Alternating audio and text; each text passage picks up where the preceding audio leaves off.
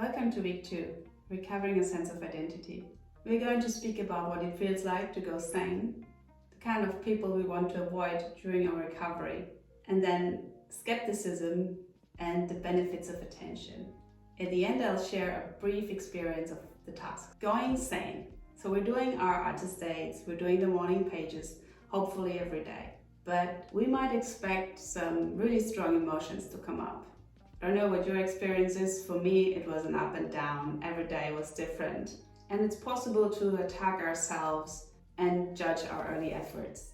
If we have unknowingly cultivated self-doubt for a long time, affirmations are an amazing antidote, especially the ones that we have self-tailored from the morning pages. For me, the most important affirmation was, I have time. When otherwise, I would have sabotaged my own efforts. Now I can consciously circle back. And hopefully you have found 1 or 2 affirmations that you've used to your benefit. Remember to read your affirmations, including the tailored ones, once a week. It's important to protect this new experience from your friends, especially those who might still be blocked themselves.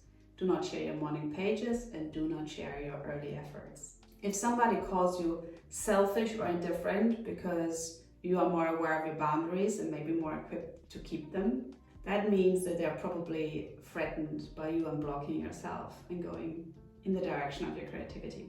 Protect your new path. This time is carved out for you. If you want to help them, just do so by being a good example of what it looks like to be unblocked. And then there are the crazy makers, the people who are legitimately toxic. These are the people who break boundaries, who break promises, who ask you for support even though you've already just supported them.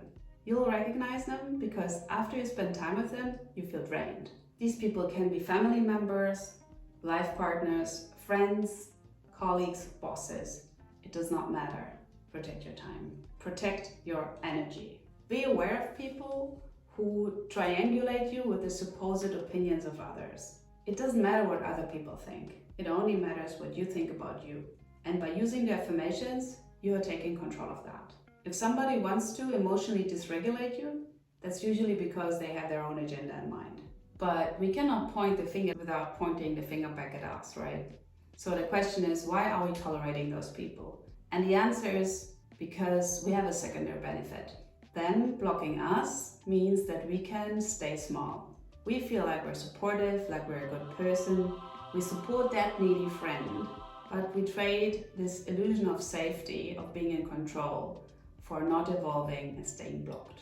If you hear this and you recognize yourself as somebody who's acutely affected, please consider therapy. Please consider joining a group and reading up on codependency so you can live your best life without being entangled in such a dynamic. And while we're speaking about habits, in terms of our internal habits, I don't know about you, but when I started this, I was very skeptical about the universe giving me things that I ask for. That has been years ago, and that has since been proven awesomely wrong. If we ask and we watch out for the opportunities, they'll be there. And one little experiment at a time, we can become more open-minded to experiencing this and see our old skepticism leave and make space for new ideas. A very important tool Julia mentions is attention. We get rewarded for paying attention in the now. Even when we are in relationships with people who are really trying. For example, Julia shares a story about her divorce and how she moved and how long walks in her neighborhood, in her new neighborhood, really enriched and emboldened her experience. And through attention, she cultivated an experience in the now. And that transmuted her pain into something valuable. What we're training through attention to small things, to texture, color, smell, the people we meet, the animals we meet, the plants we get to see, is attention, is a capacity for delight. And we are opening up ourselves to a higher and higher capacity of this delight. I'd like to encourage you to read The Rules of the Road. And if I had to summarize them, I would say they are practice, trust, and let go. So we have spent a week investigating our inner experience and seeing how we relate to other people. We have repeated the affirmations and read the rules of the road. We come to the tasks of week 2. Edit 4 of the tasks. Where does your time go? Name 20 things you enjoy. Do 2 of them. also the tiny changes. What did I learn? So in task 2 was that when I had a bad day, I rewarded myself with an evening of Netflix and sweets. And what was really interesting is that this time I was aware to the experience of it. So that was already a change. So there was more emotional presence on my end. And then task number 3, list 20 things to enjoy, was just absolutely delightful. 20 things that I had completely forgotten I enjoyed.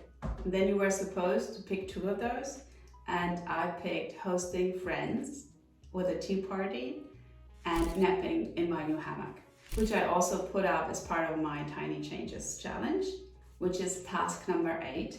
And as an artist date, I built a bubble maker, mixed the ingredients, and made big soap bubbles in the garden. So at the end of week 2, I can genuinely say that I feel different. I feel like my attention is on positive things.